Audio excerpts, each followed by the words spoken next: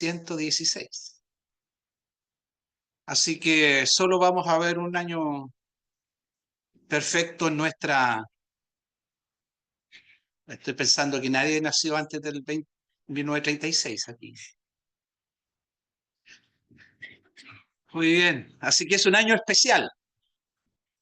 Y bueno, siendo un año matemáticamente especial, esperemos que este sea un buen año, en realidad un buen año para cada uno de ustedes en, en lo espiritual primeramente, y en todo lo que el Señor quiera darnos y privar de darnos. Que podamos este año juntos tener un mayor aprecio, una mayor devoción a nuestro Señor, y que más allá de nuestras circunstancias podamos ir creciendo en nuestra vida cristiana.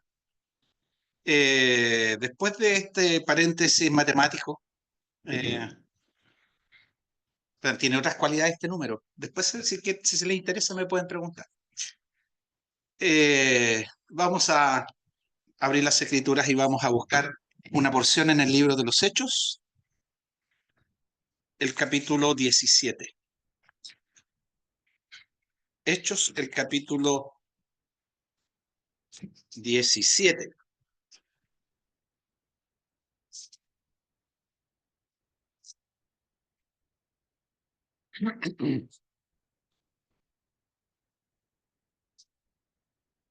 Bueno, hay cosas irreversibles, pareciera que hay cosas irreversibles en nuestra vida mientras vamos avanzando en años.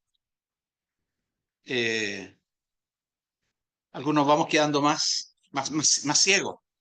Me estoy dando cuenta que ya no me sirve este lente ni el otro para poder leer y verlos.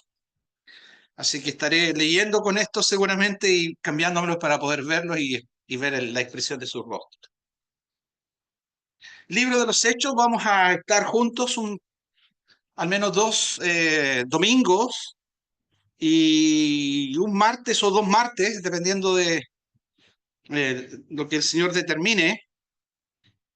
Y vamos a poder, vamos a leer las Escrituras y considerar algunas porciones que nos permitan o nos lleven a meditar, a pensar, a reflexionar en cómo el conocimiento de Dios mapea nuestras vidas cristianas. Eh, cómo cuánto realmente, no cuánto yo pienso de Dios, ni cómo en mi imaginación o de acuerdo al conocimiento adapto mi manera de pensar en lo que es Dios para poder actuar o para poder considerarle. La idea y el propósito es poder, a partir de las escrituras, realmente poder entender quién es Dios, cómo se revela Dios en las escrituras y cómo eso en realidad debe afectar mi vida cristiana. Por ejemplo, respecto de la adoración. Mientras más correcto sea el conocimiento que yo tenga de Dios, de cómo es Él y cómo se revela en las Escrituras, yo debería en mi manera de y en la revelación que he aprendido, entender y creer y actuar en función de ese conocimiento. Me explico. Dios es omnipresente, entendemos en las Escrituras, ¿verdad? ¿Qué significa que Dios sea omnipresente?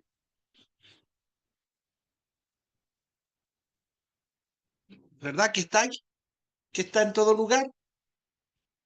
Y cuando yo entiendo que está en todo lugar, entonces tengo que hacer esa bajada de ese conocimiento que he adquirido a mi corazón, ¿verdad? Para entender en lo profundo de mi corazón que estoy en el lugar donde Dios está. Y por lo tanto eso debe permear mi conducta. Las escrituras nos dicen que Dios es luz, ¿verdad? Dios es luz. y que no hay tinieblas en él. Dios es luz y no hay tinieblas en él. Y la luz fue revelada a través de aquel que es la luz, aquel que dijo, yo soy la luz del mundo. Dios es luz. El Señor dijo, yo soy la luz del mundo. El que me sigue no andará en tinieblas, sino que tendrá la luz de la vida. Y cuando yo entiendo lo que es Dios y cómo Él se ha revelado a mí, entonces entiendo que también el Señor me dice, vosotros sois la luz del mundo. Y yo debo entender y yo debo guardar eso en mi corazón para que eso también se manifieste en mi manera de ser, en mi manera de actuar, para que realmente irradiemos la luz que está en nosotros, que no es propia, sino que viene de Dios. ¿Se entiende? Muy bien, entonces, en esta porción de Hechos, el capítulo 17, vamos a considerarlo como punto de partida para avanzar en esta meditación. Entonces, dice el versículo 1. Es Pablo en su segundo viaje misionero. Dice, pasando por Anfípolis y Apolonia, llegaron a Tesalónica, donde había una sinagoga de los judíos. Y Pablo, como acostumbraba, fue a ellos y por 3 días de reposo discutió con ellos, declarando y exponiendo por medio de las Escrituras que era necesario que el Cristo padeciese y resucitase de los muertos, y que Jesús, a quien yo os anuncio, decía él, es el Cristo. Y algunos de ellos creyeron y se juntaron con Pablo y con Silas, y de los griegos piadosos, gran número, y mujeres nobles, no pocas. Hubo un alboroto, versículo 6. Pero no hallándolos, trajeron a Jasón, porque fueron en busca de ellos, y a algunos hermanos ante las autoridades de la ciudad, gritando, estos que trastornan el mundo entero, también han venido acá. Estos que trastornan el mundo entero, también han venido acá. Guardemos esa frase. Pablo dice, salen de ahí, después del alboroto. Inmediatamente dice el versículo 10, inmediatamente los hermanos enviaron de noche a Pablo y a Silas hasta Berea. Ellos se quedan aún en Tesalónica. Dice el versículo 14, pero inmediatamente los hermanos enviaron a Pablo que fuese hacia el mar, y Silas y Timoteo se quedaron allí. Y los que se habían encargado de conducir a Pablo le llevaron a Atenas. Y habiendo recibido orden para Silas y Timoteo de que viniesen a él lo más pronto que pudiesen, salieron. Versículo 16. Vamos a leer esta porción hasta el final. Mientras Pablo los esperaba en Atenas, su espíritu se enardecía viendo la ciudad entregada a la idolatría. Así que discutía en la sinagoga con los judíos y piadosos, y en la plaza cada día con los que concurrían. Y algunos filósofos de los epicúreos y de los estoicos disputaban con él, y unos decían, ¿qué querrá decir este palabrero? Y otros parece que es predicador de nuevos dioses, porque les predicaba el evangelio de Jesús y de la resurrección. Y tomándole le trajeron al Areópago, diciendo, ¿podremos saber qué es esta nueva enseñanza que hablas? Pues traes a nuestros oídos cosas extrañas. Queremos pues saber qué quiere decir esto. Porque todos los atenienses y los extranjeros residentes allí en ninguna otra cosa se interesaban sino en decir o en oír algo nuevo. Entonces Pablo, puesto en pie en medio del Areópago, dijo, varones atenienses, en todo observo que sois muy religiosos, porque pasando y mirando vuestros santuarios, hallé también un altar en el cual estaba esta inscripción, al Dios no conocido, al que vosotros adoráis, pues sin conocerle, es a quien yo os anuncio.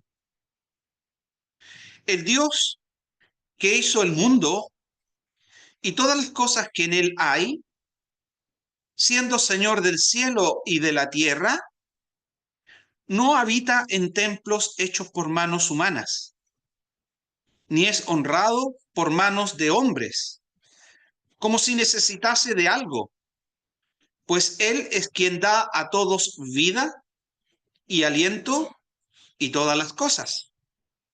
Y de una sangre ha hecho todo el linaje de los hombres, para que habiten sobre toda la faz de la tierra.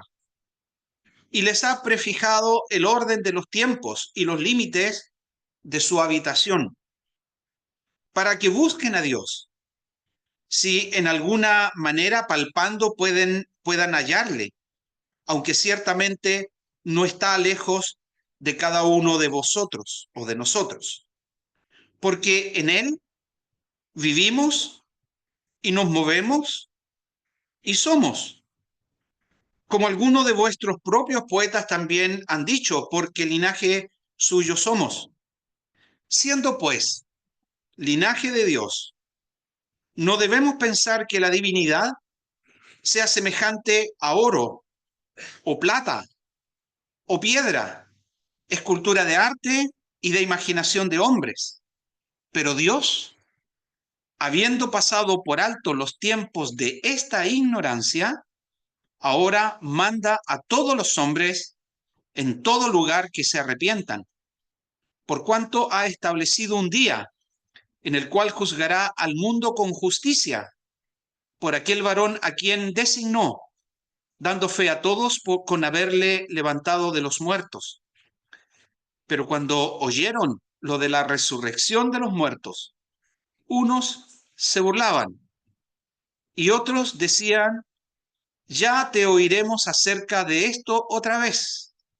Y así Pablo salió de en medio de ellos, mas algunos creyeron, juntándose con él, entre los cuales estaba Dionisio el Areopagita, una mujer llamada Dámaris y otros con ellos. Hasta aquí, por el momento, en la lectura de la palabra del Señor. Yo no sé si usted siguió un poco la secuencia de esta porción, ¿verdad? Y llegamos a esa frase, por lo menos en mi Biblia la tengo marcada ahí en mayúscula. No es que yo la haya marcado en mayúscula, sino que mi Biblia está con mayúscula. Me imagino que en la de algunas también, que dice al Dios no conocido, al Dios no conocido. Y, y realmente lo que Pablo está haciendo en su viaje misionero, este es el segundo viaje, pasa por diferentes ciudades y localidades, predicando, imitando al Señor. Recuerden que el Señor tenía un primer propósito en su venida. El Hijo del Hombre no vino para ser servido, sino que Él vino para servir y dar su vida en rescate por muchos. El propósito principal del Señor no fue venir a darnos ejemplo de vida. El propósito principal del Señor no fue y no vino para enseñarnos cómo ser buenos oradores, porque Él era el mejor de los oradores. Él capturaba la atención de todos los que les oían, los grandes, los jóvenes, los adultos, los necesitados, los niños. Cuando le oían, se daban cuenta de que no era un simple orador, no era un simple hombre, no era como los fariseos, porque él hablaba con autoridad.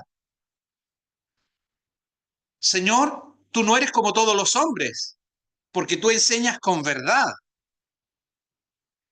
Y tú no solo enseñas con verdad, sino que tus palabras son palabras que trascienden más allá de la vida cotidiana, porque el Señor hablaba siempre del reino de los cielos, aunque Él era un gran maestro, un gran orador. Su propósito principal no fue venirnos a enseñarnos cómo nosotros debemos, ¿verdad? Enseñar cómo debemos nosotros ser buenos oradores también. Podemos imitarle, pero eso no fue el propósito principal. El propósito principal del Señor fue venir, ir hasta la cruz y dar su vida en rescate por muchos. Pero el Señor también amaba enseñar. Él recorría las aldeas, Él recorría las ciudades. Él era aquella luz que venía a este mundo, era la luz que irradiaba en cada aldea, en cada ciudad donde Él estaba. Yo no sé si usted ha estado en una noche oscura y de repente en el fondo viene una luz acercándose. Cuando uno está en la carretera oscura, ¿verdad? Ocurre eso. Viene un automóvil lejos, uno ve una pequeña luz y esa luz empieza a acercarse, hasta que las luces de ese vehículo iluminan todo el lugar donde uno está. Y todo lo que estaba en tinieblas se transforma y se convierte en luz. Así era el Señor. Así era el Señor cuando Él visitaba las aldeas. Era la luz que irradiaba en medio de las tinieblas y traía luz a los hombres. La luz de Dios, la luz de Jesús, que transformaba las vidas de aquellos que le oían y que su corazón era movido a Él.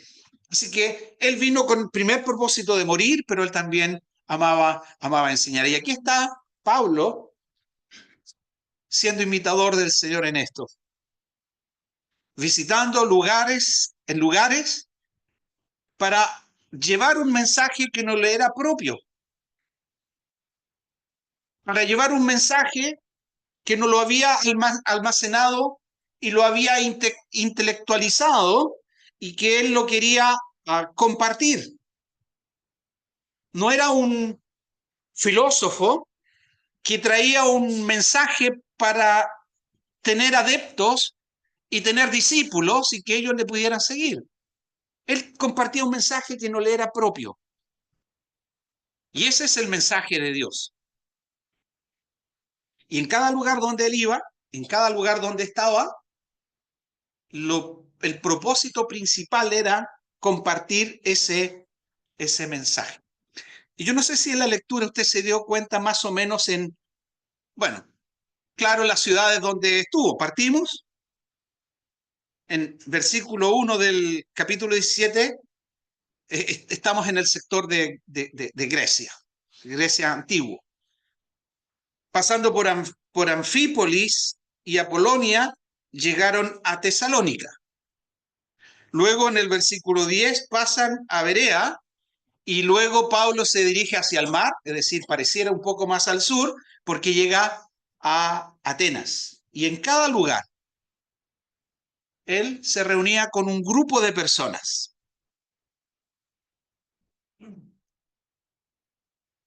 El profesor este año va a hacer más preguntas que el año pasado. ¿En qué lugar estuvo enseñando?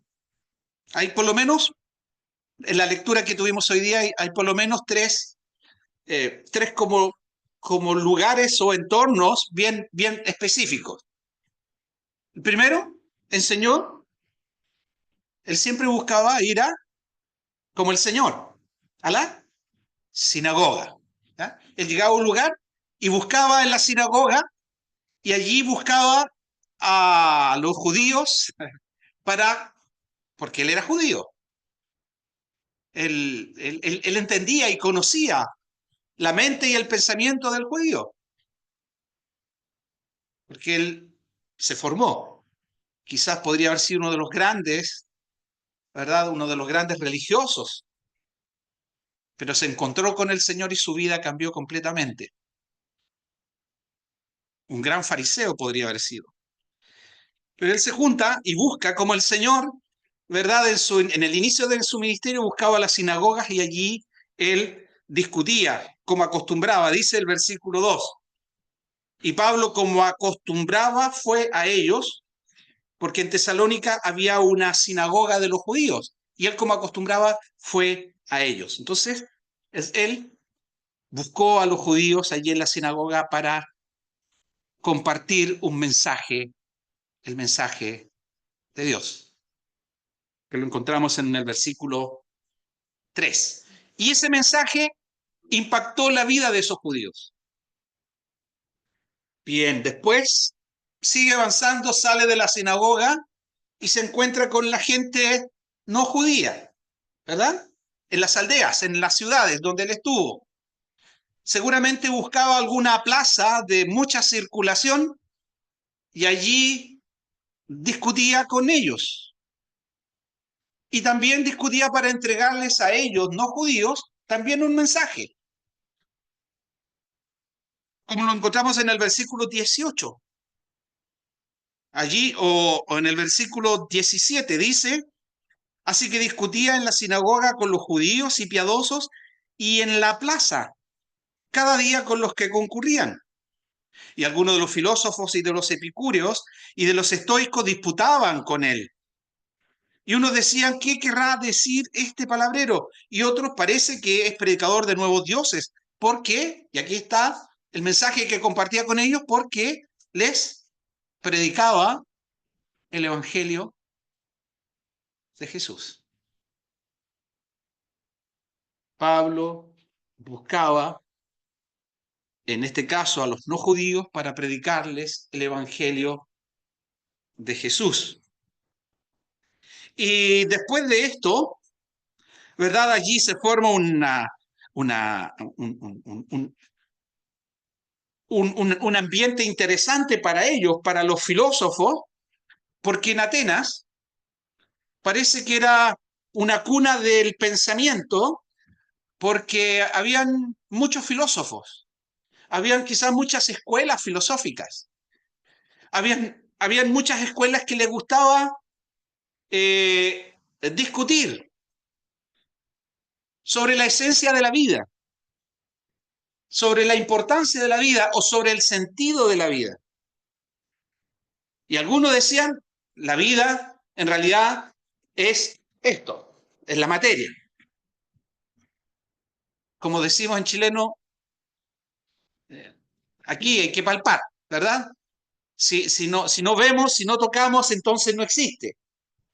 Bueno, algunos de los filósofos eran materialistas, muy materialistas. No que les gustaba ir al mall. ¿Ya? Ese es otro tipo de materialismo. ¿Ya? Pero eran materialistas, es decir, la vida no se proyectaba más allá de esta vida, sino que la vida consistía en tocar, en ver, en palpar. Y todo el placer que ellos pudiesen tener, lo buscaban a través de esas cosas. Otra corriente filosófica pensaba en que en realidad la esencia y la felicidad y el clímax de la vida era aquello que era inmaterial, todo lo que estaba fuera del cuerpo. Que la esencia de la vida en realidad está en el pensamiento, está en la razón, está en las capacidades, y allí se juntaban para discutir y encontraron a Pablo hablando algo extraño para ellos.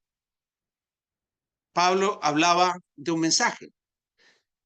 Y en Romanos dice que ay de mí, dice él, o que él no encontraba otra cosa y que no había otra motivación para él o que no había otro sentido de vida, sino que ir y anunciar el Evangelio. Dijo en una ocasión, ay de mí si no anuncio el Evangelio. Y allí el Señor permite que las personas estas estén atentas a lo que Pablo predicaba, el Evangelio de Jesús. Y ahí había un mensaje interesante. Y hacen que Pablo salga de aquella plaza y lo llevan en realidad a un lugar llamado el Areópago, para oírle, para ver qué cosas él tenía que compartir, qué cosas él podía decir, algo nuevo. Porque, como dice el versículo 21, porque tanto los atenienses y los extranjeros que residentes allí, que estaban impregnados de toda esa cultura, en ninguna otra cosa se interesaban, sino en decir y en oír algo nuevo. Y allí en ese grupo de personas llega Pablo también con un mensaje que compartir. Y tanto Pablo en la sinagoga, tanto Pablo en la ciudad o en la plaza o con la gente común, o tanto en medio de la cuna del conocimiento, en medio de filósofos, Pablo tuvo un mensaje que compartir. Y quizás aquí hay algo que nosotros también podemos ir aprendiendo. ¿Cuál es el mensaje que nosotros compartimos en el lugar donde el Señor nos lleva? ¿Saben cuál fue el resultado de cada mensaje, tanto en la sinagoga, tanto en las plazas, tanto en el Areópago?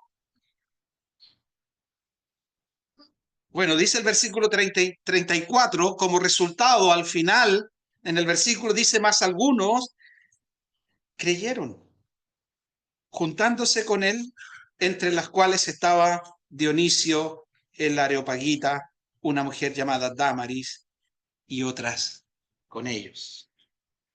Es decir, el mensaje que Pablo compartió tanto a judíos como a griegos, como a filósofos, tuvo impacto en la vida de algunos. Y cuando leemos en las escrituras que ellos creyeron, podemos entender que ellos recibieron el mensaje y lo creyeron.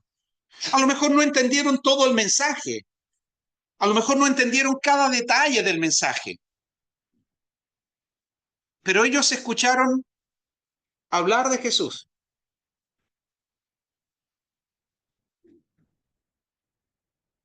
Y el hombre que abre su corazón al mensaje de Jesús, esa vida, ese corazón, es un corazón que es afectado, que es alterado.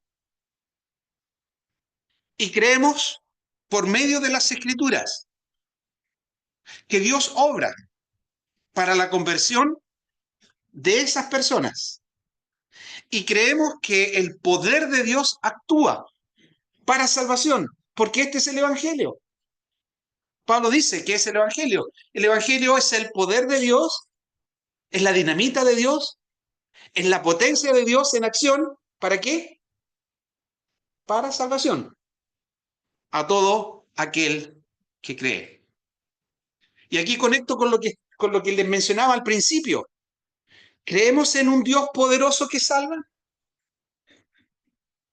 ¿O solo leemos en las Escrituras de ese, y como cantábamos en la mañana, de ese Dios fuerte y potente y poderoso, de gloria sin fin que actúa? ¿Creemos en ese Dios que obra? ¿Que con su palabra hizo el universo? ¿Que con solo su voz de donde no había nada, las cosas fueron hechas. ¿Creemos en el poder de Dios? Entonces, cuando vamos a las Escrituras y vamos entendiendo, o vamos conociendo, o vamos aprendiendo acerca de nuestro Dios, y por medio de las Escrituras se nos revela que Dios es un Dios poderoso, es porque Dios es poderoso. Y su poder actuó en el pasado, actuó en el principio, actuó en la cruz. Y el poder de Dios actuó en nuestra salvación y actuará cada día de nuestras vidas. ¿Cuánto de eso somos conscientes? A veces las circunstancias de la vida, las experiencias que nos tocan vivir, se nos agobian y perdemos el foco. A veces las circunstancias para unos son complejas, para otros son muy difíciles. Y a veces no entendemos por qué funcionan las cosas. Y a veces nos decimos, ¿dónde está nuestro Dios? ¿Por qué ese Dios permite que viva estas cosas y no actúa en nuestras vidas? ¿Que no puede actuar? ¿Es que es ajeno a lo que nos pasa? ¿Es que está lejos Dios de nosotros? ¿Saben lo peor que nos puede pasar, hermanos? El levantarnos una mañana, acostarnos en la noche y no haber contemplado la grandeza de Dios en nuestra vida. Que pasemos el día como si Dios no existiera.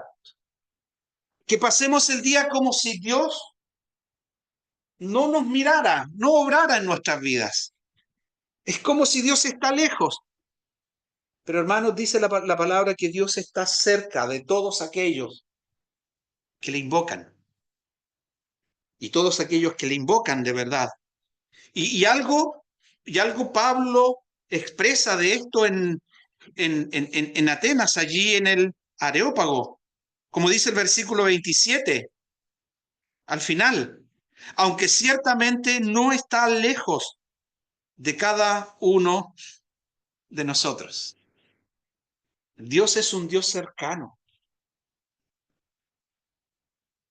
Y ese es nuestro Dios. Dios es un Dios cercano, hermanos. Y podemos alzar nuestra voz, clamar a Él. ¿Quiere pasar? Pase. ¿Aquí busca? ¿No?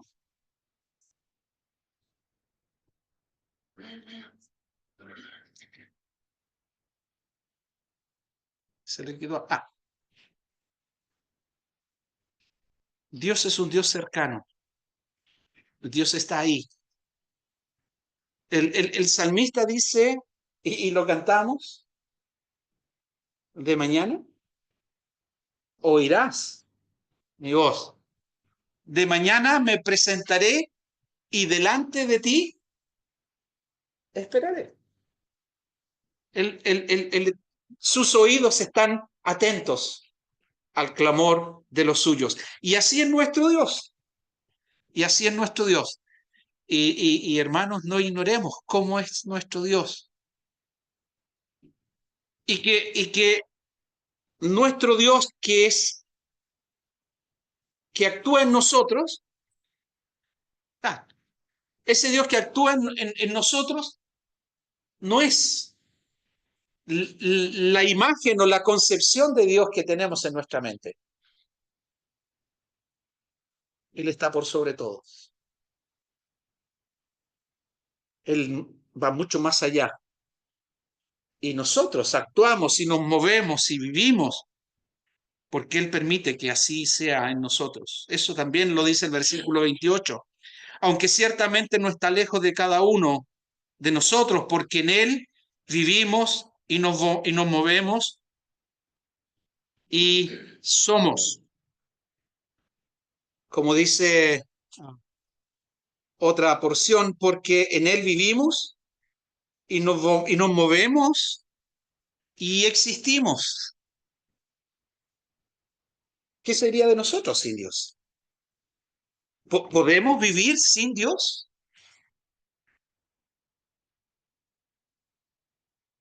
¿Podemos vivir nuestra vida cristiana sin la realidad de Dios actuando en nuestra vida?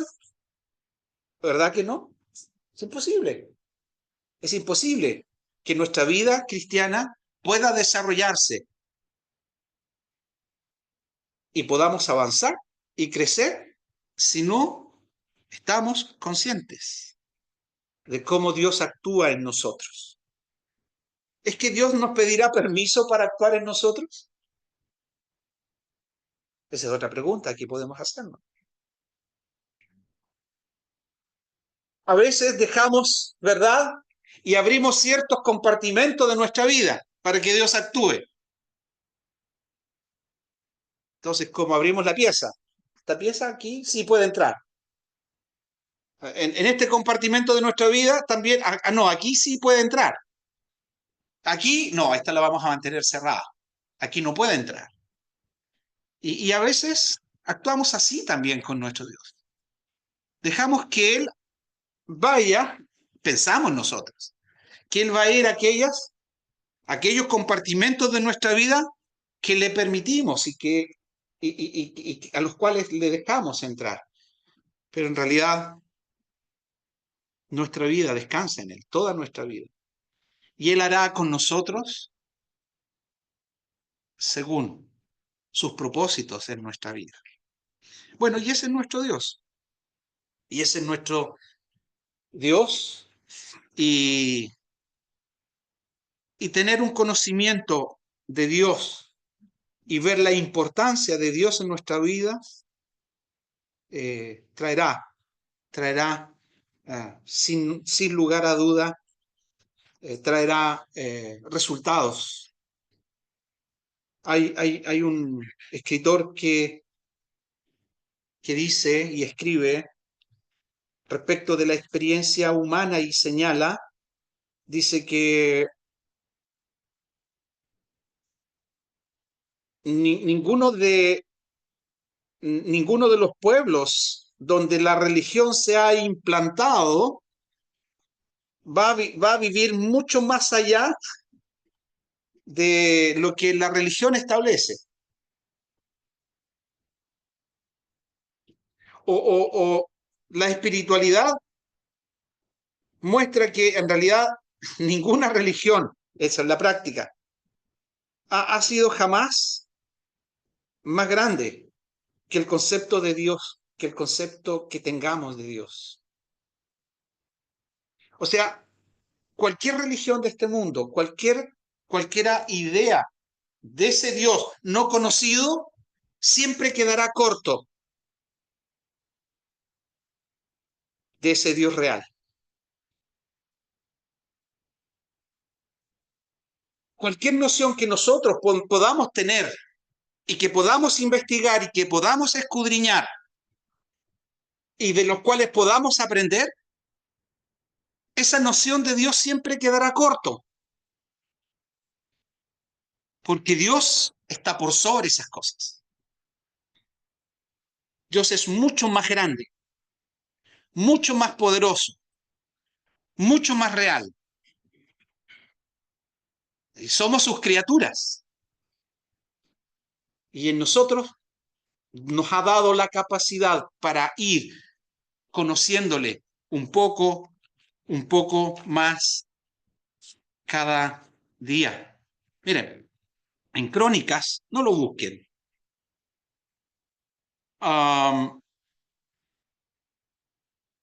David reúne al pueblo, él ya es anciano, David reúne al pueblo porque va a ungirlo como rey sobre todo Israel. Y David habla con Salomón y le dice a Salomón, y tú, Salomón, hijo mío, reconoce al Dios de tu padre y sírvele con corazón perfecto y con ánimo voluntario, porque Jehová escudriña los corazones de todos y entiende todo intento de los pensamientos. Si tú le buscares, lo hallarás, mas si lo dejares, él te desechará para siempre. Ese fue el consejo de David hacia su hijo. Allí en el capítulo 29, David reúne a todo el pueblo y escribe lo siguiente. Dice: asimismo se alegró mucho el rey David y bendijo a Jehová delante de toda la congregación y dijo David: bendito seas tú, oh Dios, Dios de Israel, nuestro Padre, desde el siglo y hasta el siglo. Tuya es, oh Jehová, la magnificencia y el poder, la gloria, la victoria y el honor, porque todas las cosas que están en los cielos y en la tierra son tuyas. Tuyo, oh Jehová, es el reino, y tú eres excelso sobre todos. Las riquezas y la gloria proceden de ti, y tú dominas sobre todo. En tu mano está la fuerza y el poder, y en tu mano el hacer grande y el dar poder a todos. Ahora pues, Dios nuestro, nosotros alabamos y loamos tu glorioso nombre. Porque ¿quién soy yo y quién es mi pueblo para que pudiésemos ofrecer voluntariamente cosas semejantes? Pues todo es tuyo. Y de lo recibido de tu mano te damos. Fíjese, aquí está David, reconociendo, a pesar de leí en Primera de Crónicas, capítulos 28 y 29. Pueden leerlo después en casa, anotarlo y leerlo. Crónicas 28 y 29.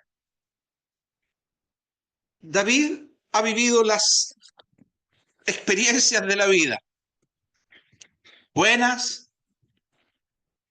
malas, más o menos, pero Dios se reveló a David. Dios se reveló y lo sostuvo. Y David pudo en su debilidad fortalecerse y poder avanzar en su vida.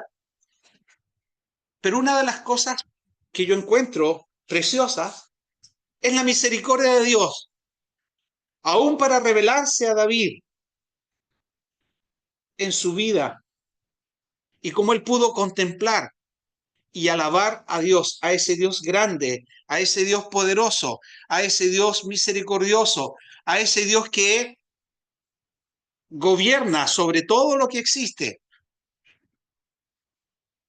y reconociendo que todo lo que él pudo haber adquirido, todo lo que él tiene, en realidad proviene de Dios. ¿Por qué él pudo expresar? ¿Por qué él pudo alabar? Es porque en él hubo un concepto de Dios que lo aprendió porque Dios le reveló, porque él lo aprendió quizás también de las Escrituras, del Antiguo Testamento, porque él tenía un libro, el libro de las crónicas de los reyes, seguramente en el velador de su casa, porque así era la instrucción. El rey tenía que leer ese libro que estaba ahí en su velador, porque allí estaban las crónicas y las historias de ese Dios que se revela, y fue apreciando a ese Dios, quizás al Dios no conocido, y quizás nosotros también adoramos a un Dios no conocido, a un Dios que estamos aprendiendo a conocerle. Oh, cuán insondables son los caminos y las profundidades de ese Dios. Tan alto es que no puedo subir allá. Tan profundo es que no puedo bajar hasta su extremo. Tan ancho es como su amor. Cantamos, tan ancho es que puedo tomar la estrella fugaz, subirme a él y buscar el extremo y irme al otro extremo y jamás jamás vamos a entender, jamás vamos a comprender a ese Dios que es infinitamente santo e infinitamente perfecto. Pero aún así, siendo Él en su grandeza, su misericordia y su gracia ha sido tal que se ha revelado para que nosotros aprendamos a conocerle y que eso permee y que mueva nuestros pensamientos, nuestros corazones y nuestras acciones para la gloria y la honra de su nombre. Que el Señor bendiga su palabra en esta mañana.